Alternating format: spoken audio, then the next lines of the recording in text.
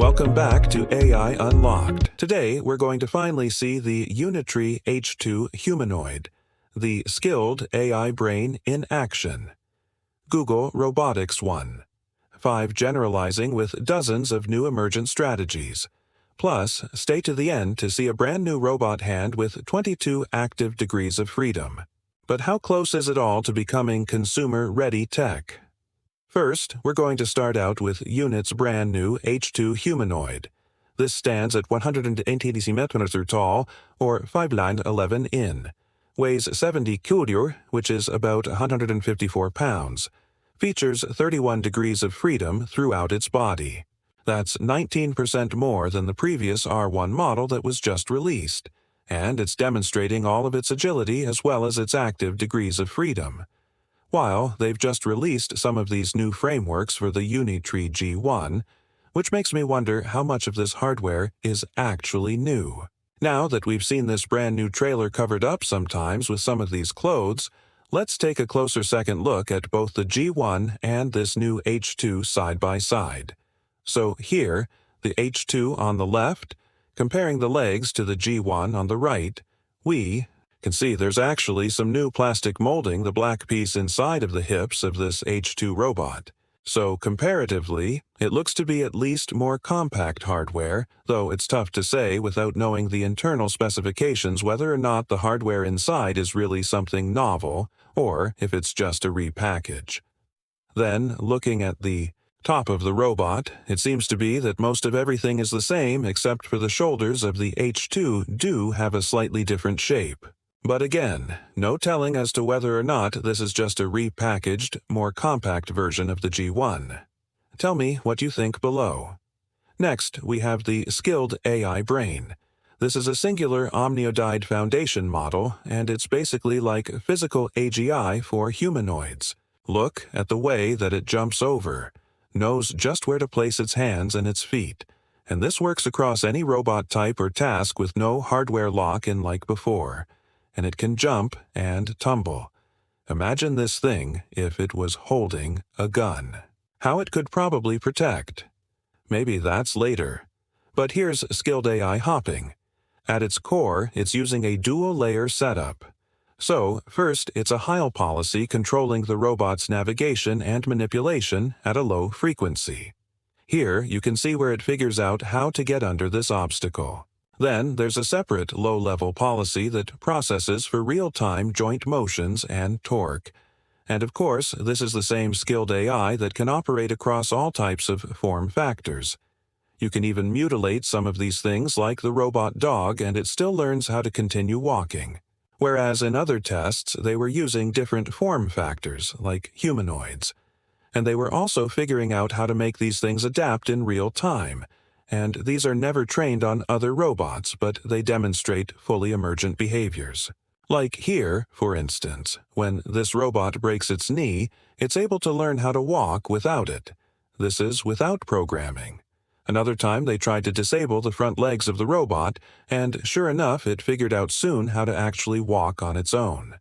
This is all just with Skills AI generalizing, figuring out here it's standing on stilts. So this is quite an impressive framework that's pushing the next level of robotics towards really general behaviors that don't have to be programmed step by step. But here's some more robot generalization, and this is from Gemini Robotics 1.5. Here it's generalizing to try to pick up this object from this woman's hands, although she's not giving up the object. So it has to figure out how to continue, trying to grasp this away from her despite being unable to grab the intended object here. And this is just testing to see how is this able to emergently figure out different multimodal strategies to pick out these items. Despite their shapes, and Gemini Robotics also showed off these multimodal hand strategies. Single finger push. It's using all different types of grabbing techniques here with just 2 fingers, another with 3. Next, the hardest is 5-finger dexterity, and Gemini Robotics 1.5 is also generalizing to use 5 fingers here, a power grasp while not breaking open the object here. It's able to grab with all 5 fingers and put it in the basket. Next here, it manipulates a slide by not pressing too hard, just pushing it over. It's actually much harder than you would think it would be for a robot system to figure this out emergently. Here it grasps a cylindrical object, and here's a medium grasp using not all of its fingers. It looks like just 3, which is quite an awkward grip, but it does it without a problem here. Next, an ambidextrous grasp where one finger is basically holding the bowl against the hand, and the other is kind of positioning it with both hands working there together. Another bimanual slide, using one to hold it, another to push. 2 hands working together, real-time, figuring this out, and here's a bimanual rotation with 2 hands again. So this is generalization happening right before you multimodal strategies and a counterclockwise rotation. This is all just with text prompting, telling this robot to do this, and it figures it out. And they also showed off the Apollo robot using Gemini Robotics 1.5, doing unseen object manipulation with bunch of clutter where maybe these different objects that it's manipulating are occluded from its cameras by the mess in front. But regardless, it's able to take these different text prompts, drop the yellow sponge into the wicker basket, and figure it out step by step here with just 1 hand. But you saw before, it can also do it with 2. And then, of course, there is the height generalization because the robot was trained with a bunch of tabletop data from humans. So, it's able to take these different text prompts, pick up the shirt from the top shelf, and figure out exactly what it's working with. This is a word problem. Blue cereal box from the middle shelf. Here it says, pick up the orange packet from the top shelf. It has to figure this out in real time, map it out to motor controls, and one more rightmost pops box. So it actually has to read it with an OCR system. Next, it has to pick up the blue cereal box from the top shelf. This is true generalization. You haven't seen quite this level of generalization before, but it's happening before your very eyes with Gemini Robotics 1.5. But how close is this to actually being translated into a commercial system that's going to be in the home or in the office?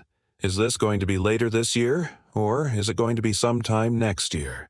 But here's a hand that's even more dexterous than what you just saw with Gemini Robotics 1.5. This is the Sharpawave hand, and this is a 1:1 scale humanist hand with 22 degrees of freedom throughout. I'm not sure about this exploded view.